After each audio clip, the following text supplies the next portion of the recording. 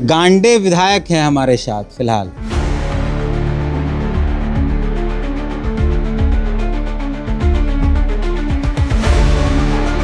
आपातकाल लगाए हुए 50 साल हो गए। उस जख्म को आप लोग ही हर ताज़ा रखना चाहते हैं, उसको ख़त्म किया जाए। अब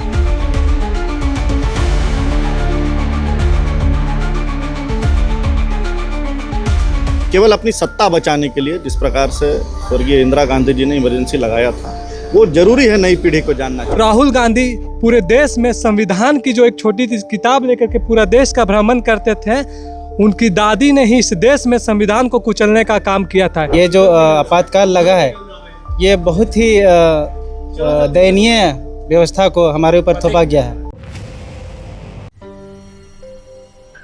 देश में इमरजेंसी यानी आपातकाल लागू हुए 50 साल हो गए हैं, लेकिन फिर भी उसके जख्मों को ताज़ा रखा गया है, चाहे उसका जो भी कारण है। फिलहाल हम लोग रांची राजधानी में जो पुराना विधानसभा उसके सभागार में मौजूद हैं और यहाँ यूथ मॉक पार्लियामेंट का आयोजन किया गया है भारतीय जनता युवा मोर्चा और शून्यकाल एक ऑर्गेनाइजेशन है उसके तरफ से, जिसमें जो विषय है वो आपातकाल रखा गया है। कांग्रेस द्वारा लगाए गए आपातकाल के काले अध्याय का 50 वर्ष। इस मॉक पार्लियामेंट में जैसे विधानसभा चलता है, वैसे यहाँ एक विधानसभा युवाओं के साथ चलाया जाएगा। दिन भर का कार्यक्रम है और इसमें अलग अलग ज़िलों से फॉर्म भरे गए, 3200 आसपास फॉर्म भरे गए। उसके बाद उनसे 81 लोगों को छांटा गया, फिर यहाँ उनको बुलाया गया और आज तारीख 26 जून है और ये कार्यक्रम आज ही है। अंदर कार्यक्रम चल रहा है। फिलहाल हम लोग जाएंगे और जो लोग बाहर से छात्र आए हैं या जो भाजपा के कार्यकर्ता हैं, उनसे इस पूरे कार्यक्रम का महत्व समझने की कोशिश करेंगे। हमारे साथ नीरज हैं और इस पूरे कार्यक्रम के संयोजक हैं। क्या मूल एजेंडा है इस यूथ मॉक पार्लियामेंट? देखिए, पूरे देश में भारतीय जनता युवा मोर्चा हर एक राज्य में यूथ के साथ मॉक पार्लियामेंट कर रही है। ये मॉक पार्लियामेंट 1975 में जो देश में आपातकाल लगा था, उसको लेकर के है। हम आज के जो वास्तविकता है, जैसे 1975 में इस देश में लोकतंत्र की हत्या हुई थी इंदिरा गांधी के द्वारा, जिस प्रकार से इस देश में इमरजेंसी लाई गई थी और हर एक इमरजेंसी के खिलाफ बोलने वालों को जिस प्रकार से जेल में डाला गया और सबको नज़रबंद किया गया, उसी चीज़ को किस प्रकार से लोकतंत्र की हत्या की गई, सारी जो भी संवैधानिक चीज़ है उस पर एक छत्र उनका जो मोनोपोली चल रहा था, वो आज के युवाओं को हम लोग बताने का प्रयास कर रहे हैं इस मॉक पार्लियामेंट के द्वारा। इमरजेंसी आपातकाल लगाए हुए 50 साल हो गए। उस जख्म को आप लोग ही हर ताज़ा रखना चाहते हैं, उसको ख़त्म किया जाए। अब बहुत कुछ है। देखिए, जो क्या है ना, हिस्ट्री से हमें बहुत कुछ सीखने के लिए मिलता है, ताकि भविष्य में वो जो गलतियां हैं वो अगर दोबारा दोहराई ना जा सके और दोहराई भी जा सके तो आज की जो युवा है उसको कैसे टैकल कर पाएंगे। ठीक है, जो राहुल गांधी पूरे देश में संविधान की जो एक छोटी सी किताब लेकर के पूरा देश का भ्रमण करते थे, उनकी दादी ने ही इस देश में संविधान को कुचलने का काम किया था। इसलिए हम लोग उनका जो झूठ है, उन लोगों ने जो संविधान को इस देश में एक मोनोपोली के रूप में यूज किया था, उसको आज के युवाओं को हम लोग बताना चाह रहे हैं, ताकि आज का जो युवा है वो दिग्भ्रमित नहीं हो। संविधान से देश चलेगा, किसी के मोनोपोली और किसी के आपातकाल की घोषणा से देश नहीं चल सकता है। देश में संविधान चलता है, लोगों का मौलिक अधिकार है, लोग वोट दे करके सरकार का चयन करते हैं।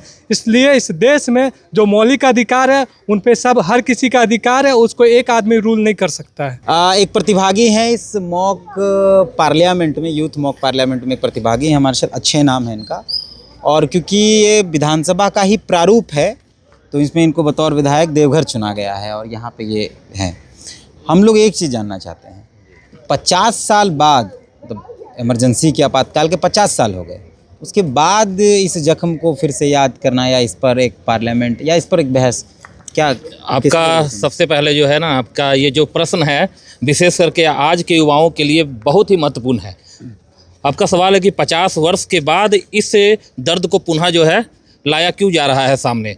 तो इसके पीछे जो है सबसे बड़ा कारण है कि आज जो हमारे पिताजी की उम्र अगर 50 साल या उससे अधिक हैं, तो इससे माना जाएगा कि उनका भी जन्म आपातकाल के दौरान ही हुआ था। और जिनके उम्र अगर 70 साल के आसपास हैं तो वो तो जान रहे हैं, समझ रहे हैं कि आपातकाल क्या था, उस दौरान इन्हें किस प्रकार का दंश झेलना पड़ा। लेकिन आज के जो युवा पीढ़ी हैं, विशेष करके वो जो छात्र हैं, छात्राएं हैं जो यूनिवर्सिटी में, कॉलेज में पढ़ रहे हैं, उन्हें यह मालूम नहीं कि भारत में एक काला कानून भी आया था आज से ठीक 50 साल पहले, 25 जून 1975 के दिन। और यह आपातकाल 1-2 दिन नहीं, 1-2 महीने नहीं, पूरे 21 महीने तक रहा। और इस दौरान अनेक प्रकार के मौलिक अधिकार जो होते हैं जनता का, विशेष करके लोकतंत्र में, हम सभी जानते हैं कि भारत में लोकतंत्र का सबसे बड़ा उपहार है, आशीर्वाद है कि हमें लोकतंत्र के माध्यम से अनेक मौलिक अधिकार दिए गए हैं। लेकिन आपातकाल लगने पर इन अधिकारों को छीन लिया गया था। मीसा कानून के तहत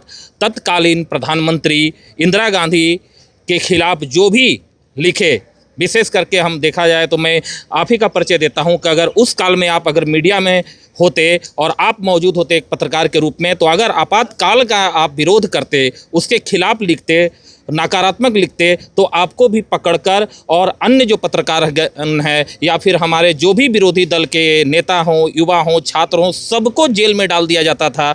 और इस प्रकार के कानून से आज की युवा पीढ़ी परिचित नहीं है। सत्र का पहला पारी खत्म हो गया है, दूसरा शुरू होने वाला है। क्या समझ में आया कि ऐसे कार्यक्रम की क्यों आवश्यकता? जी, इस सत्र के माध्यम से समझ में आया कि समय समय पर वैसे मुद्दे जो लोक के व्यवहार में प्रयोग होते हैं या जिनका नॉलेज होना चाहिए था लोगों को, आम जनता को, ठीक है, उनसे परिचित करवाने के लिए सत्र का पहला सत्र बड़ा ही कामयाब रहा। इस सत्र के माध्यम से जो भी यहाँ पे मौजूद हुए हैं, प्रतिभागी हैं, सदन के सदस्य हैं, उन सभी को कुछ न कुछ सीखने को मिला, ताकि वो जो हैं सदन के कार्यवाही के साथ साथ लोकतंत्र की खूबसूरती को पहचान सके और लोकतंत्र में संविधान ही श्रेष्ठ है, इस बात से वो सदैव जो हैं अवगत रहें और संविधान का साथ दे, ना कि किसी अन्य मुद्दे पर राजनीति से बढ़कर संविधान को देके संविधान की पूजा करे, संविधान को पहले माने, ना कि जात के नाम पर, मजहब के नाम पर, धर्म के नाम पर वो आपस में बटे। यह जो काल है पूर्ण रूप से युवाओं को समर्पित रहा। और ये 50 साल का जो काल है, इस दौरान जो है अन्य जो युवा हैं जो उसमें मौजूद नहीं थे, उनके लिए बड़ा ही महत्वपूर्ण रहा है। इस यूथ मॉक पार्लियामेंट को जो आयोजित किया गया है वो दो, एक तो भाजयुमो है उसमें साथ में दूसरा शून्यकाल है, 2 संस्था है जिन्होंने आयोजित किया। भैया, आप इस तरीके के कार्यक्रमों से क्या संदेश देना चाहते हैं, क्यों ज़रूरी पड़ा? देखिए, शून्यकाल पिछले लगभग 5 वर्षों से झारखंड में लोकसभा और विधानसभा का प्रारूप करते आ रही है, जिससे कि हम यहाँ के युवाओं को एक्टिव पॉलिटिक्स के लिए प्रेरित कर सके, जिसकी बहुत ज़रूरत है। आज युवा नेतृत्व झारखंड में आएगा तो ही झारखंड का विकास होगा। इसी प्लेटफॉर्म को हम लोग लगातार आगे बढ़ा रहे हैं और हमें बहुत ही उत्साहित करने वाले रिज़ल्ट मिल रहे हैं बराबर। 50 साल के इमरजेंसी के 50 साल के स्मृति में आज भारतीय जनता पार्टी युवा मोर्चा ने मॉक ड्रिल का कार्यक्रम रखा था पूरे देश में। तो हमारे पास ये प्रपोज़ल आया था कि आप हमारे साथ मिलके करें, तो हमने आज यहाँ पुराने विधानसभा परिसर में मॉक पार्लियामेंट का आयोजन किया है शून्यकाल के फॉर्मेट में, जिसमें झारखंड के विधानसभा का फॉर्मेट आपको देखने को मिलेगा। इसमें पक्ष विपक्ष खुल करके इमरजेंसी के ऊपर जो उनके विचार हैं विशेष सत्र में अपनी बात रख रहे हैं। भैया, इमरजेंसी के 50 साल हो गए, आपातकाल के 50 साल हो गए, उस घाव को खुरेदना, उस जख्म को खुरेदना 50 साल बाद कई और मुद्दे भी हो सकते थे। हाँ, देखिए, 50 साल में अभी आप विशेष रूप से देखेंगे कि जितने युवा अभी पार्टिसिपेट कर रहे हैं तो इमरजेंसी के समय थे भी नहीं। 50 साल हो गए उस बात को, सभी 20-22 साल के युवा हैं। बात कुरेदने की नहीं है, ये हमारे इतिहास में लिखा हुआ है, हमारे देश के लोकतंत्र के इतिहास में लिखा हुआ है। तो क्यों ना उसको स्मृति के रूप में हम याद रखें, ताकि उसकी पुनरावृत्ति नहीं हो देश में। इसलिए भी ये ज़रूरी है। जो चीज़ हमारे साथ अच्छी हुई है सिर्फ उसे याद रखें लोकतंत्र में, जो चीज़ हमारे साथ बुरी हुई है उसे याद ना रखें, ये भी गलत है। हमें पूरे इतिहास को याद रखना चाहिए।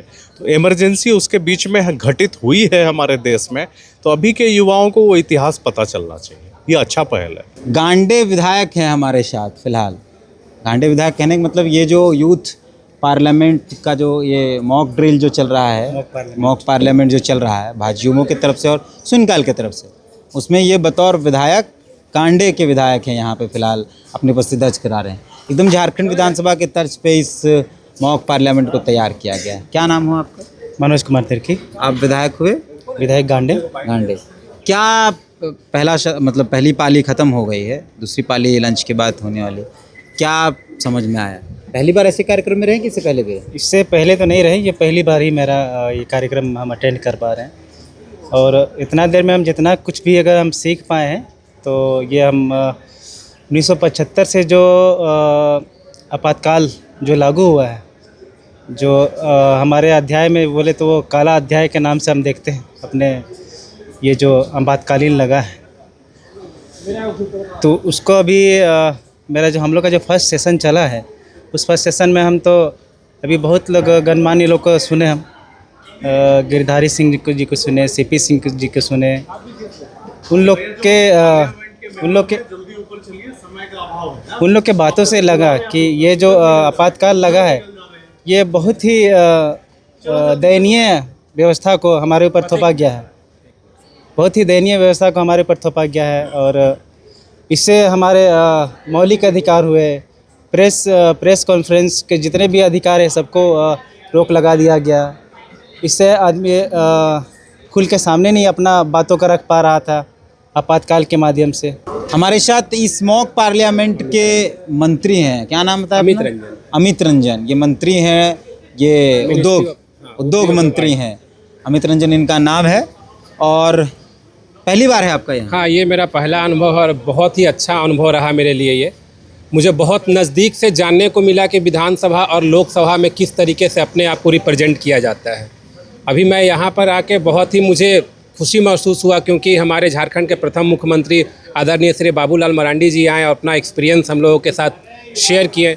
माननीय रांची के विधायक सीपी सिंह जी आए और अपना अनुभव शेयर किए। तो इससे हम लोगों को बहुत कुछ सीखने को मिला और इसको हम लोग अपनी ज़िंदगी में उतारने का भी काम करेंगे। आपको तो मिनिस्ट्री मिला है उद्योग का, लेकिन आप पैसे से टेलीकॉम इंडस्ट्री से जुड़े हैं। क्या करते हैं आप? हम यहाँ पे टेलीकॉम में इंजीनियर हैं, तो हम बेसिकली यहाँ पर जॉब करते हैं। तो टेलीकॉम से रिलेटेड पहले बहुत ही हमको बताइए, मान लीजिए अगर सही में आप मंत्री बने टेलीकॉम इंडस्ट्री में, टेलीकॉम इंडस्ट्री के मंत्री बन गए, टेलीकॉम मंत्री बन गए, तो कैसे क्या परिवर्तन ला? सबसे पहले मैं ये परिवर्तन लाना चाहूँगा कि आप झारखंड के छोटे छोटे गांव में चले जाइए, वहाँ भी अभी भी नेटवर्क की कनेक्टिविटी की इशू है। अभी हम लोग एक काम किए हैं USOF साइट लगाने के लिए, जो हमारे गांव देहात में है। वहाँ पे आप देखे होंगे 60 मीटर और 70 मीटर का बड़ा सा टावर लगता है। तो हम सबसे पहले गाँव को कनेक्टिविटी से जोड़ने का काम करेंगे, डिजिटल इंडिया से जोड़ने का काम करेंगे। सबसे पहले मेरा कदम यही होगा। हमारे साथ भारतीय जनता पार्टी युवा मोर्चा के प्रदेश अध्यक्ष शशांक राज हैं। इस तरीके के कार्यक्रमों को आयोजित करके जो मॉक पार्लियामेंट है प्रदेश में आयोजित किया, क्या संदेश आप लोग देना चाहते हैं? देखिए, भारत एक लोकतांत्रिक देश है और डेमोक्रेसी में भारत विश्वास रखता है। साथ ही नई पीढ़ी के जो लोग होते हैं, खासकर नए यूथ जो होते हैं, उनको ये डेमोक्रेटिक प्रोसेस की जानकारी होनी चाहिए। उनके अनुभव के लिए, जिस प्रकार से पूर्व में अनुभवी लोग हैं, माननीय सीपी सिंह जी इस राज्य में स्पीकर भी रहे हैं, माननीय बाबूलाल मरांडी जी अभिनेता प्रतिपक्ष हैं, इस प्रकार के लोग आते हैं ताकि नई पीढ़ी के बीच लोकतांत्रिक व्यवस्था की जानकारी होनी चाहिए। किस प्रकार से सदन चलता है, किस प्रकार से पार्लियामेंट्री अफेयर्स होते हैं, किस प्रकार से विधायिका काम करती है, उनकी कार्यप्रणाली क्या है, इन सारे चीज़ों को लेकर देश भर में आज मॉक पार्लियामेंट का आयोजन किया गया है। और जिस प्रकार से आपातकाल लगा था 1975 में, वो नई पीढ़ी के बीच उसका जो दर्द है, उनका जो मर्म है, वो पुरानी पीढ़ी के लोग साझा कर रहे हैं इस मॉक पार्लियामेंट के माध्यम से। नई पीढ़ी को भी जानकारी होनी चाहिए कि आपातकाल में देश किस प्रकार था। ये जानकारी साझा करने के लिए मॉक पार्लियामेंट देश भर में आयोजन किया गया। एक सवाल है मेरा, 50 साल आपातकाल के लगे हुए 50 साल हो गए, इमरजेंसी लगी तो 50 साल पार हो गए। 50 साल बाद उस जख्म को खुरेदना या उस पर चर्चा करना कितना सही मानते हैं? नहीं, आज जो लोग प्रेस के बैन पे जो लोग सवाल उठाते हैं, संविधान पे जो लोग सवाल उठाते हैं, उनको ये जानकारी जरूर होनी चाहिए कि 1975 में किस प्रकार से देश दंश झेला आपातकाल का, जिस प्रकार से लाखों लोग सलाखों के पीछे भेज दिए गए, प्रेस को बैन कर दिया गया, देश में इमरजेंसी लगा दी गई केवल अपनी सत्ता बचाने के लिए। जिस प्रकार से स्वर्गीय इंदिरा गांधी जी ने इमरजेंसी लगाया था, वो ज़रूरी है नई पीढ़ी को जानना, क्योंकि इतिहास जानना कोई भी नई पीढ़ी के लोगों का दायित्व होता है, कर्तव्य होता है। इसलिए हम इतिहास बताने का प्रयास कर रहे हैं। और जो लोग लोकतांत्रिक व्यवस्था में विश्वास रखते हैं, आप उनको अगर अलोकतांत्रिक बोल रहे हैं तो उनको भी जवाब देना चाहते हैं कि केवल पॉकेट में संविधान लेने से देश नहीं चलता है, देश संविधान से चलता है। और संविधान का कौन कद्र करता है और पूर्व में किसने कद्र नहीं किया है, ये भी जानकारी नई पीढ़ी के लोगों को साझा करने के लिए इस प्रकार का आयोजन किया जाता है।